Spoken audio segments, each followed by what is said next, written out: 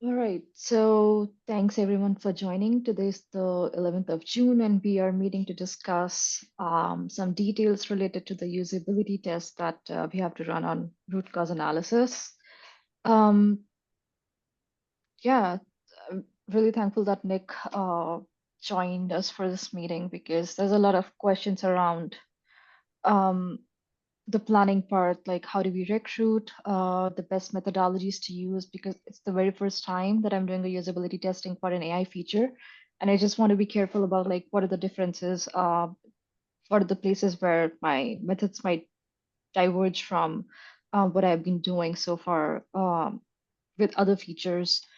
And at the same time, like uh, asking for some clarifications on the consideration section that was mentioned in the AI usability metric page. Yeah, let's get started. I have added the epic that I have created for keeping a track of all the research related to RCA and Duo before it makes it to GA. And we can now jump to the agenda. Before I do that, does like anyone have anything to add? Okay, so my very first question is regarding recruiting. Because I'm not the only one who's going to be working on one such usability test. I just wanted to understand better, like what channels are we using to recruit users for this test? Yeah, good question. So for the usability test in particular, we are able to recruit from a general GitLab population. We don't have to recruit anybody that has um, Duo enabled. We don't have to, we don't have to go through any of those hoops. What that does mean is that most of the usability testing will be done through a demo environment in which we can kind of set up everything, give them access to Duo. The downside is that it's not their production data.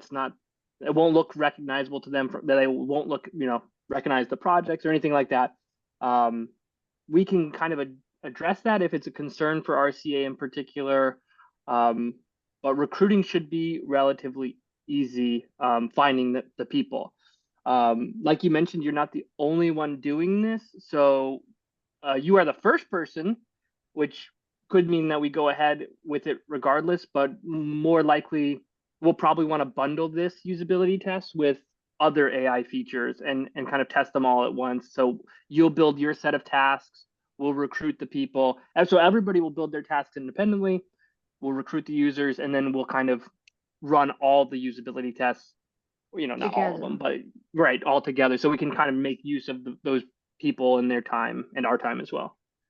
Um, so in that case, I mean, that would imply that we cannot go for a moderated session.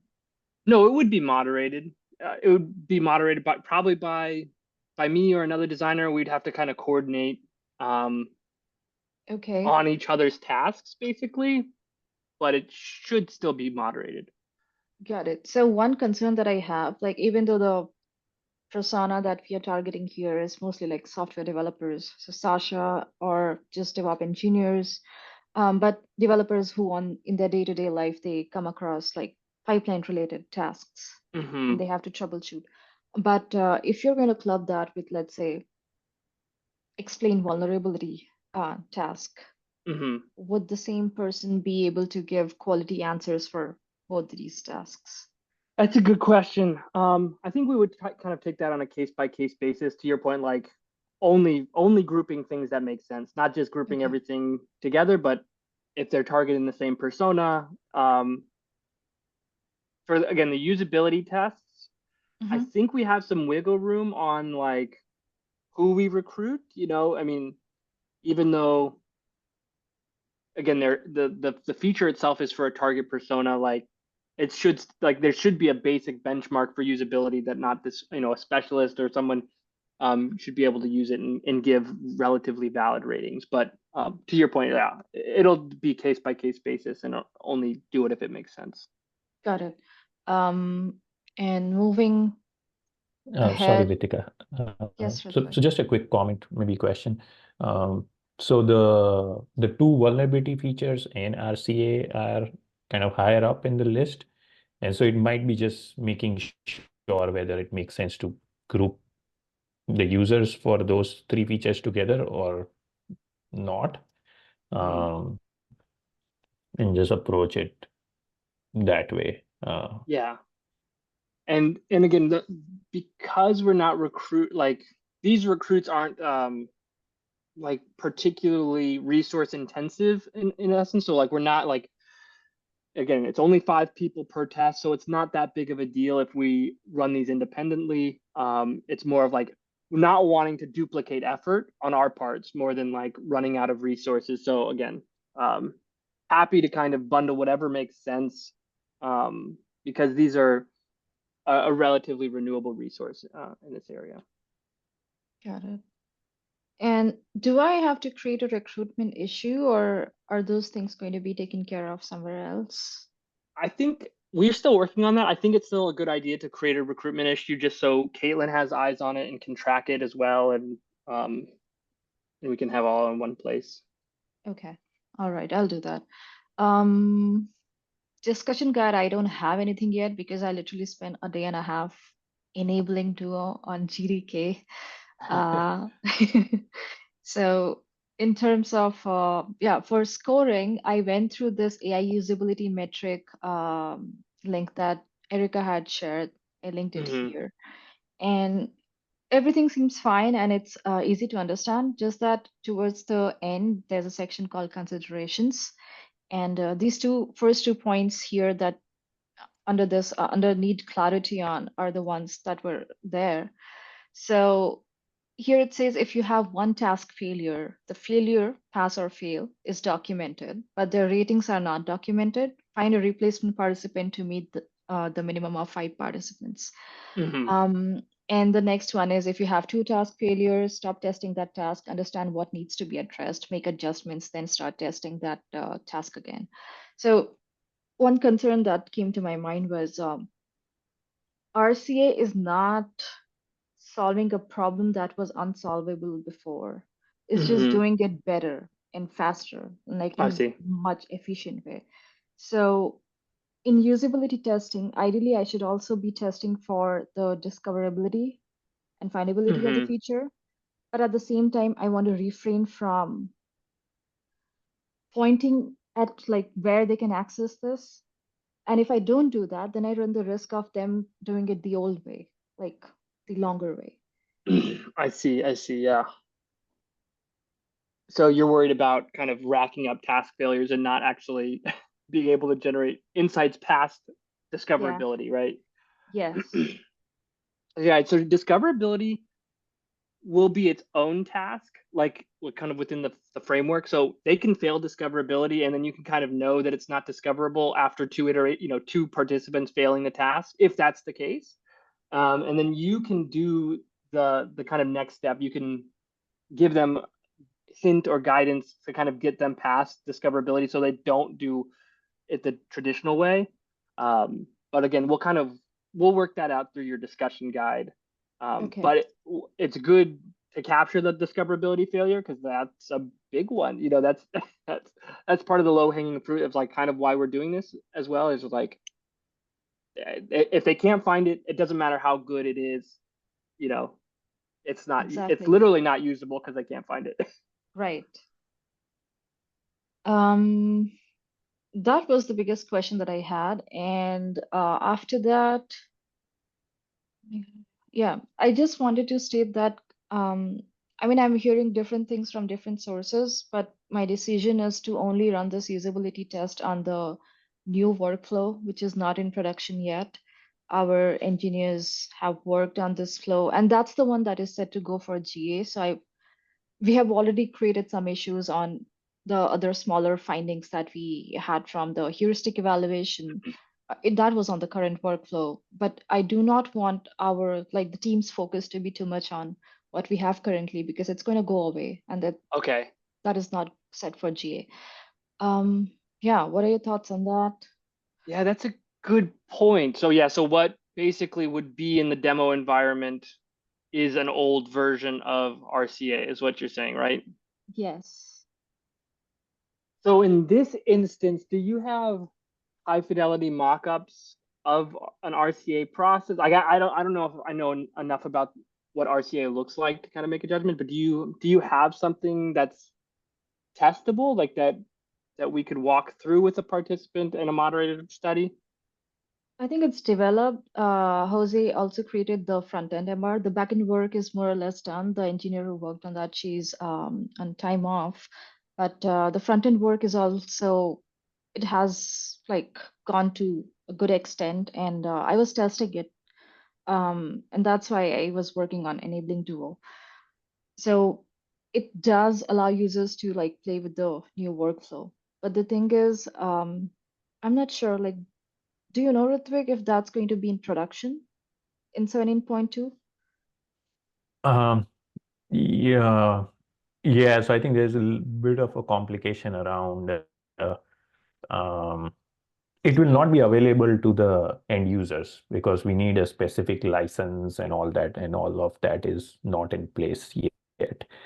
Uh, but if this is just behind a feature flag, which I think it is right now, Mm-hmm. maybe for selected users it could be enabled, but something we need to check with Edison. It's Right. not So going to it, be generally available in production. yes. Can we test with a branch, Nick? Sure. Yeah. Yeah. That's a good question. I'd have to check with the demo team to see what's possible from their end. Okay. Yeah, that was the, I think that's the trickiest in the whole study. Yeah. Hmm. Yeah, I'll ask the demo team, but then again, worst case, I mean, maybe the feature flag works as well, but that makes the recruit a lot more difficult. We can't just recruit anybody for that then. And then the worst case scenario is that yeah, we would do, prototype walkthroughs and things like that, but that's fairly limited. Yeah. Then we also won't be able to understand like how do they feel about the quality and what would they want to do to um like improve the recommendation or the answers that they're receiving. Yeah, that's a whole different, a whole set of different questions is about the actual one conversation is about usability and one conversation is about quality of Yes. of what the RCA is producing. So yeah, that one, the quality like one, we need some form of working, RCA to show participants, like have them use essentially. Um, I know, Ritik, that you had shared some links with me last night, and when I asked like what's the how we making progress with CEF. So are we like have we already gotten started with the work? Yes, it's underway, and we are expecting our first results by like June 21st.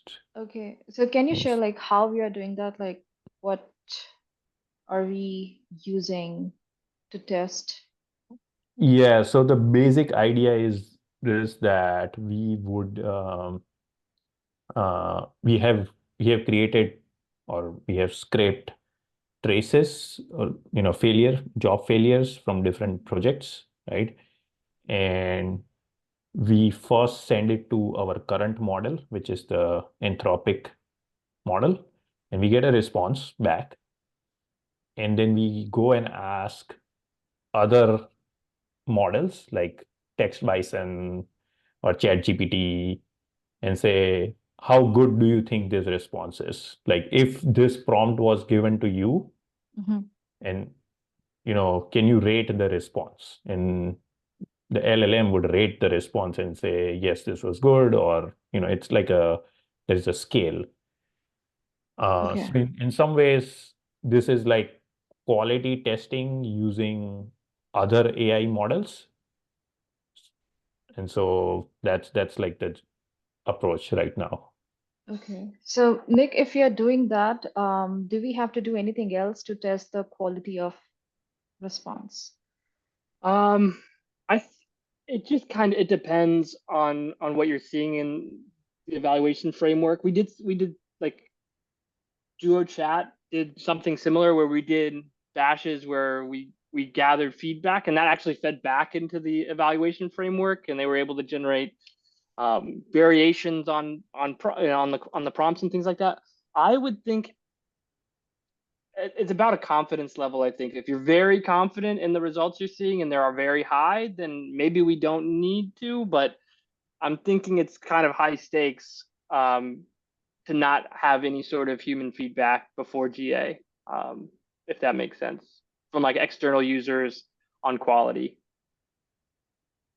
Yeah. So one difference with Duo Chat would be we have one fixed prompt. Like the users don't have the capability to adjust or modify the prompt. It is the main quality is actually coming from the model itself, right? So it's not too much dependent on the compared to sorry if I'm cutting off, but compared to an AI model evaluating, a human could have a different interpretation of the response of how helpful it is. So I'm not sure if it will directly help the model validation exercise, like doing a chat bash, but could be a separate exercise just if you want to do a More of human a evaluation. Yeah, exactly. I was thinking of it not as anything, not even feeding back into the evaluation framework, but basically validating what you're seeing in the framework, saying like on ratings, like is it good or is it bad? Is it ready to go or not? Yeah. Wouldn't this be something that you would do anyway in the usability testing? I know it's just few users, or you wouldn't Typically, really. we've been envisioning the usability and the quality assessments pretty separately. The usability literally being around discoverability and being able to actually use it, and then the quality assessment being kind of quantitatively or qualitatively different from that, about how well is it doing the thing we're purporting that it does. Yeah. Yeah. So we would have some number like quantification from the model validation around quality. Um, and any human evaluation would just be an additional evidence, Okay, I guess. Or gotcha. yeah. So now that we have Jose here, Jose is working on the front end of the new workflow for RCA. So Jose, we were thinking about how do we test with the new workflow? What you're working on, like once it goes through all the approvals and once it is merged, like would it be behind a feature flag or something? It's behind a feature flag. It's GitLab.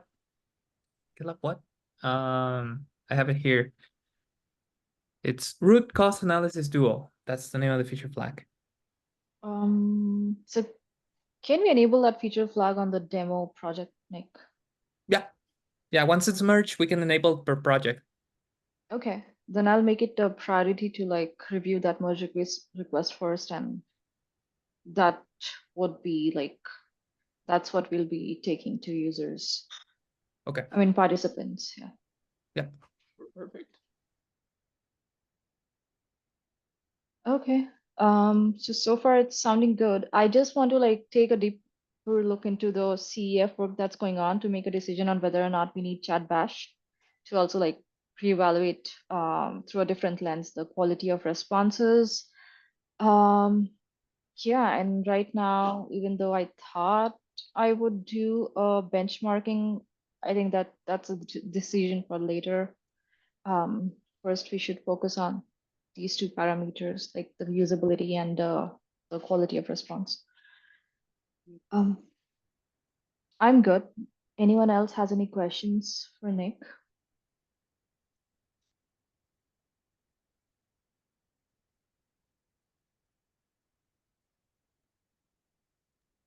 No, I'm good as well.